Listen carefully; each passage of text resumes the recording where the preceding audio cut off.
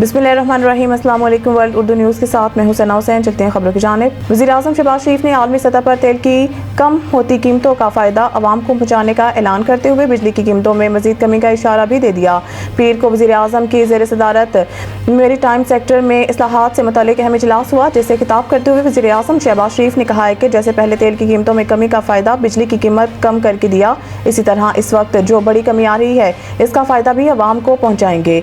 वज़ीर-ए-आज़म ने कहा है कि मुख्तलिफ तजावीज़ पर सोच विचार जारी है। बिजली की कीमतों में मज़ीद कमी के लिए इस्लाहात पर तवज्जो दी जा रही है।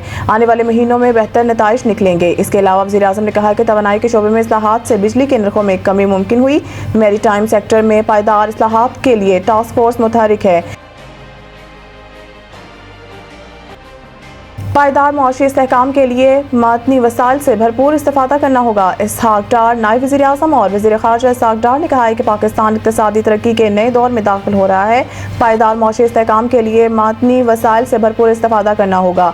मादनी शोबे में सरमायाकारी को फ़रोग़ देने के लिए इस्लामाबाद में 2 रोज़ा पाकिस्तान मिनरल्स इन्वेस्टमेंट फोरम 2025 का आगाज़ हो गया है, जहाँ अमेरिका, चीन, सऊदी अरब, रूस, फ़िनलैंड और तुर्किया समेत दीगर ममालिक के वफ़ूद शरीक हैं। वज़ीर-ए-आज़म शहबाज शरीफ और army chief general Syed Asim Munir investment forum में शरीक हैं। आला सतह का अमेरिकी वफ़द एरिक मायर की सरबराही में इन्वेस्टमेंट फोरम में शरीक है।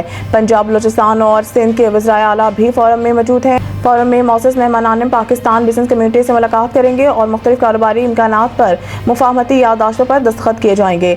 पाकिस्तान मिनरल्स इन्वेस्टमेंट फोरम 2025 से खिताब करते हुए नायब वज़ीर-ए-आज़म इसहाक डार ने कहा है कि पायदार मुआशी इस्तेहकाम के लिए मादनी वसाइल से भरपूर इस्तेफादा करना होगा। पाकिस्तान इक़्तिसादी तरक्की के नए दौर में दाखिल हो रहा है। तमाम मुआशी इशारे मुस्बत हैं। आलमी इदारे भी पाकिस्तान की मुआशी तरक्की का एतराफ़ कर रहे हैं।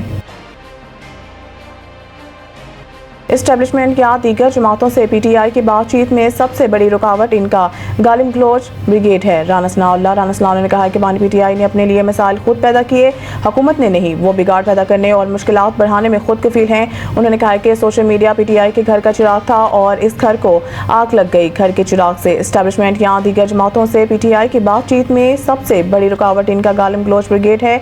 इनकी अपनी जमात में भी कोई ढंग की बात करे तो इनका गालिम गलोच ब्रिगेड इसकी राह में भी रुकावट बन जाता है। इस ब्रिगेड के होते हुए हमें किसी अंदेशे की जरूरत नहीं। आज़म सवाती ने जो बातचीत की कोशिश की वो भी इसीलिए नाकाम हुई।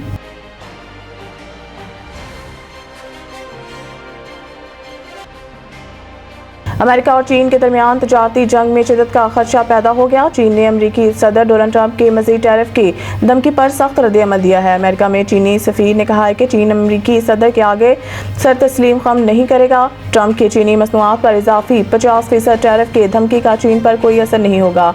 चीन अमरीकी धमकियों और प्रेशर से दबाव में नहीं आएगा। इलावा ज़ीन तर्जुमान चीनी वज़ारत तजारत ने कहा है कि अमेरिका अपनी ज़िद पर कायम रहा तो चीन आखिर तक लड़ेगा। अमेरिका के इस तरह के इक़दाम कभी कबूल नहीं करेंगे। चीनी तर्जुमान ने कहा है कि ट्रंप की धमकी ने अमेरिका के ब्लैकमेलिंग रवैये को एक बार फिर बेनकाब कर दिया।